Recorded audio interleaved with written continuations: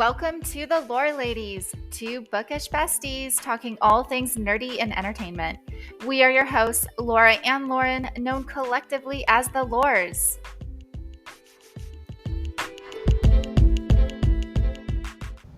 Well, welcome back. We're here for the LoreLadies. Yay! And our first ever time actually doing video for it. This is fun. Very different. I'm curious if we are what people expected. Probably not. I know, huh? They've just been hearing our voices all this time. I didn't even think about that. Very interesting. Well, what are we chatting about today, Lauren? Well, lots of stuff. I think it's been kind of a minute since we did this. Life has happened, lots of things, but it is, I would say, my favorite time of year for many reasons, but one of them that we're going to talk about today is Christmas movies. Yeah, definitely Christmas movies. And the recent conundrum that we happened upon where Christmas universes collided, possibly imploded, reinvented themselves. Everything happened. It all happened with two movies, but they were shot at the same time, and they're essentially the same movie, but they're not the same movie. It's a brain swap. Oh man, and so we had to take a deep dive into what was going on there. So this was the Sister Swap. There were two different ones. So Sister Swap, A Hometown Holiday, and what was the other one? A Christmas in the City. Ah, indeed. Seems like two opposite storylines, but as you looked into it, Hallmark Channel did one film with two films. Really weird, but cool idea of, I guess, doubling down. Yeah, right? Like how to get two Christmas movies. I don't know if you could call it for the price of one, but thereabouts. I mean, pretty brilliant. And so the one movie focuses on one sister. She's the main character. And then the other movie, the other sister is the main character. And so then you've got these scenes that cross over, and they're the same almost in both movies, but shot with different cameras, so you get a slightly different angle. So it's just like, oh, is this from an alternate universe, or what's going on? This parallel reality situation here. Yeah, it's super meta, but I think it's a really fun idea of kind of two different perspectives. And unlike some of the other Christmas movies, it's two different actresses. So at least it's not like Vanessa Hudgens, where it was like her starring in every movie. So I think that helps a bit. Yeah, the princess switches. Yeah. Those were fun.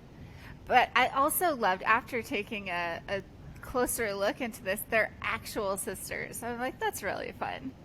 And it was the one sister's idea of how can we get, well, I don't know where it actually started, but it was her idea, and then Hallmark eventually made it happen. It's crazy. It's crazy, right? So it's starring, oh gosh, what are their names? It's Kimberly and Ashley. I should know their last names because I was looking at it just recently. But is it Williams? I'm not sure, but I know Kimberly was one of the main actresses in a favorite miniseries of mine called 10th Kingdom. So it was really fun to see her playing in a Hallmark movie. Yes, and actually that's funny because we talked about the 10th Kingdom in one of our past episodes. We probably did. Yeah, and our fantasy roundup. The worlds collide. Yeah, exactly. Well, yeah, I love this time of year for those Christmas movies where you can just kind of know what you're getting into beforehand. Pretty much guaranteed that happily ever after in some sense. In some way, shape, or form. Usually they aren't tragedies, which is really nice. I watched another Christmas movie, which I would highly recommend to anyone who doesn't care about acting. So Netflix just released Falling for Christmas, which is Lindsay Lohan's back in the public acting atmosphere, and that was a glorious train wreck of a movie. Yes, the Lohanases, if you will. Yes, yes, exactly. So this was a movie where it has a bunch of my favorite kind of tropes. Lindsay Lohan plays the spoiled, sheltered, rich daughter of like a hotel conglomerate, and she goes skiing with her superstar Instagram boyfriend, and he proposes to her, and she falls off a cliff and gets amnesia, which is right there already the best. And she gets found by the small town lodge hotel owner who's a single father who's, just lonely. And obviously I could give away the plot because it writes itself. It's so good. But it was a fun watch, and something I would recommend. I'd recommend if you like Christmas movies. If you don't, maybe don't watch it. But it was a fun one. For me, the splash screen for it says it all. Falling for Christmas, and it's her with a head wrap on. I'm like, it's all I need to know. I'm already in. It's very much like Overboard at Christmas. Do you remember the old Overboard with Goldie Hawn and Kurt Russell? Definitely. Except maybe the small town guy is not lying to her and making her believe that in fact she is his long lost wife. No, I don't think that's what's happening at all.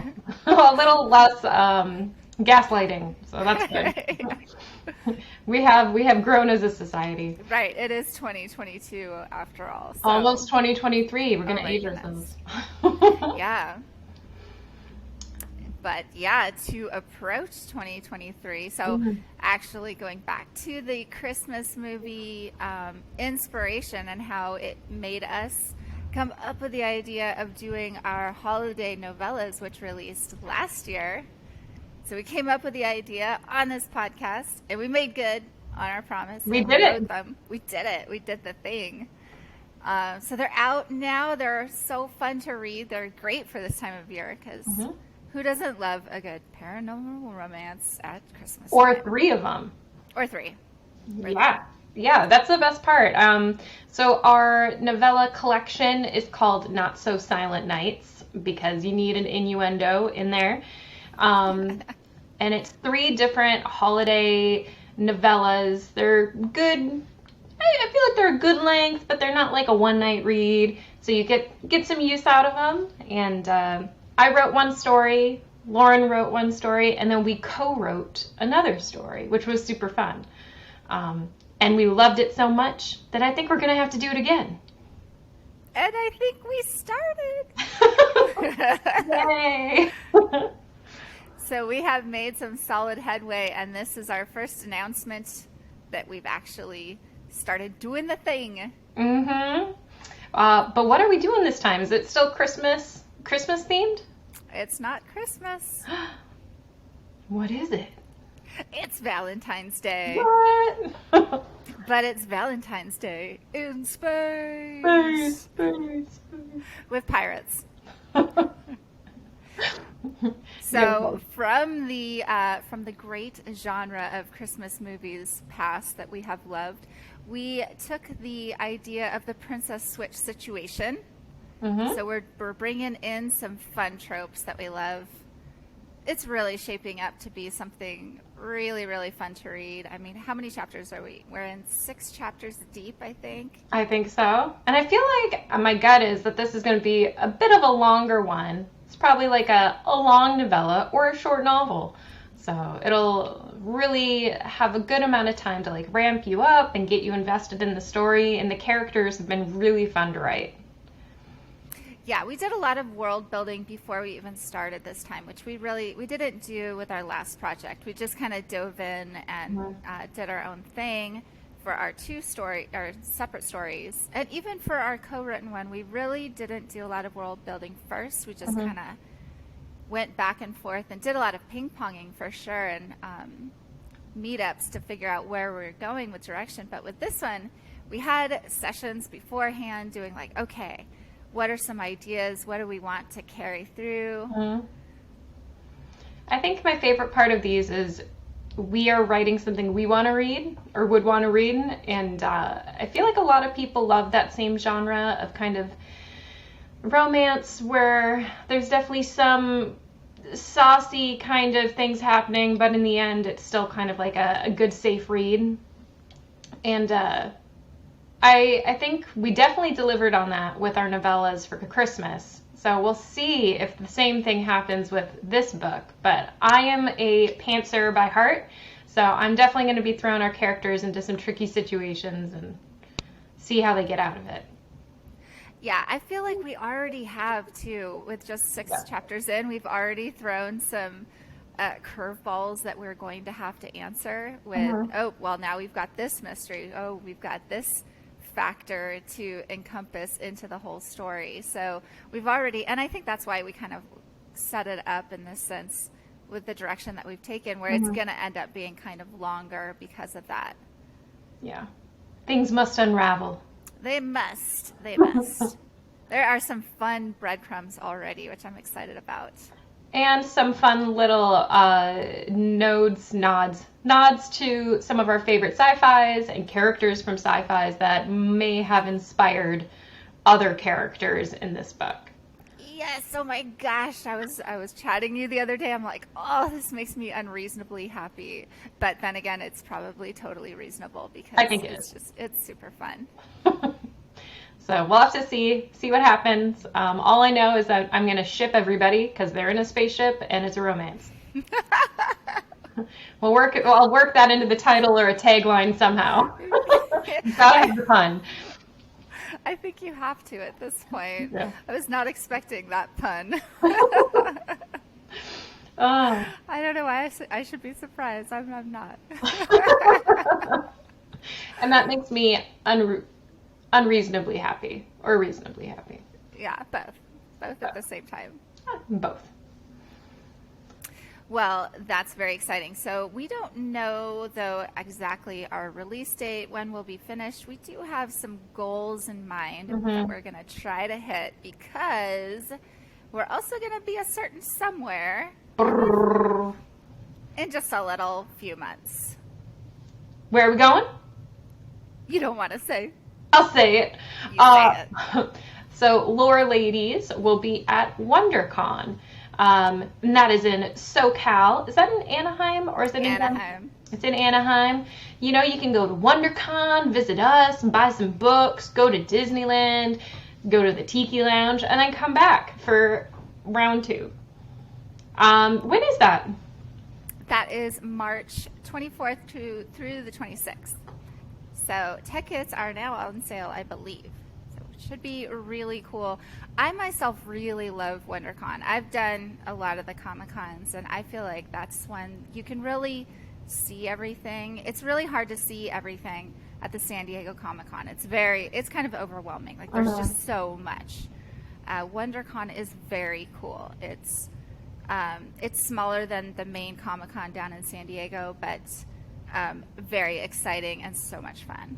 Yeah, I really like it too. It's got a cool vibe to it. You don't have the crazy long lines of some of the other conventions. And I feel like it leans a little more indie. A lot of just people like us who are trying to get people to read our stuff and find a community. So I hope everyone can make it who is in the area. And even if you don't want to buy anything or you already have bought it, swing by and say hello. It'd be nice to meet people. Yeah, definitely. I was just at Comic-Con LA a couple weeks ago, and it was so cool to see everybody, to talk to people and get that chance to actually meet people face to face and say hello. So definitely we welcome that for the upcoming show. It'll be so neat. Yay!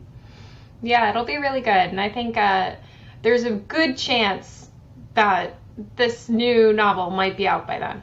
Yeah, we're definitely going to try. We're going to try. And if it's not ready, we'll probably have some fun little, maybe a place where you can read the first couple of chapters, or we haven't talked about this yet, but I'm sure we'll come up with something cool for stopping by to say hello for anybody that does. I have a feeling it'll happen. I think so too, because we've been really hauling lately. We've been getting some work done on that. Mm-hmm. It's And true. it's in a nice flow too. We did all that setup. We did some really fun. This is kind of shifting the conversation a little bit, but going into AI art. Mm-hmm. This has been because Laura and I are in the entertainment industry. AI art is a common topic lately. Hot topic. Oh, it's so hot. There's a lot of people that are very concerned about it, thinking, oh, is it going to take over our artist jobs? All you got to do is ask it to do some hands, and then you'll see. No, AI art is nowhere near ready to do that.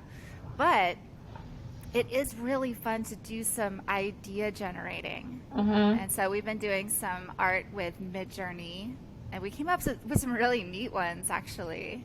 Yeah, quite a few that actually I feel like inspired the story in a lot of ways. And even if it's not this story, inspired potentially the next one. So I don't think we'll be using anything as a cover yet, or ever, or never, depending on who you ask. But definitely a lot of fun character inspirations and like cool ideas for ship designs. It's a great tool for sure. Yeah, definitely for ideas and brainstorming, and it might kind of generate a visual that perhaps we didn't think about before, and then it kind of introduces itself subtly that way. But you're right. I don't think that it's cover ready art. I think we would still want to have a cover artist that's actually doing proper work for it, because it's all got to be formatted right. It's all got to be beautiful for presentation. Because our novellas really turned out awesome with the printed copies. They're fantastic looking. Yeah, they look really good. Yeah, shout out to Lane on the cover. Oh my gosh. Shout out to Lane Garrison at Lane Garrison Art on Instagram. Really did a great job. Yes, it turned out fantastic. And actually really, really did us a solid with making sure that the buff guy was really nicely buff. And wings. Buff guy with wings. Really, really brought through that character visually. I think so as well. I was satisfied. Yeah, I even saw the reference accidentally. I'm like, I approve. I approve this reference. Yeah. We'll have to definitely find some places in our current book for buff guy. Yeah. It hasn't happened yet. Surprising. It hasn't. You're right. It hasn't. That's a really fair point. Yeah. We'll have to find some way for people to take their clothes off. So Yeah. who knows what'll happen on a space station or a spaceship. Right. A Matthew McConaughey moment where he's just needlessly shirtless. Oh, or there's a hole in the side of the ship and you have to take off your shirt to clog the hole. You never know, because that's science. Right. That's this podcast is really great for coming up with ideas. I think so as well. Check and see if it ends up in the book. Yeah, look for those Easter eggs. Did it come from LoreLadies? Who knows? Well, amazing. Do we have anything else on our list to talk about today, Lauren? No, we don't. It was pretty quick. It was just a quick greeting to say hello. Welcome back to LoreLadies. Yay! And to just talk about the holidays and books real quick. Yeah, I'm so excited, and I hope that the audience is ready for lore, ladies. Like ready for more, but ready for lore. Yeah, it worked? Okay. It's working. Yeah, I got it right away. I was like, I see where you're going with this one. Good. I'm glad. Well, thanks, everyone. I hope you have a great holiday, and whenever you listen to this, that you're having a smiley day.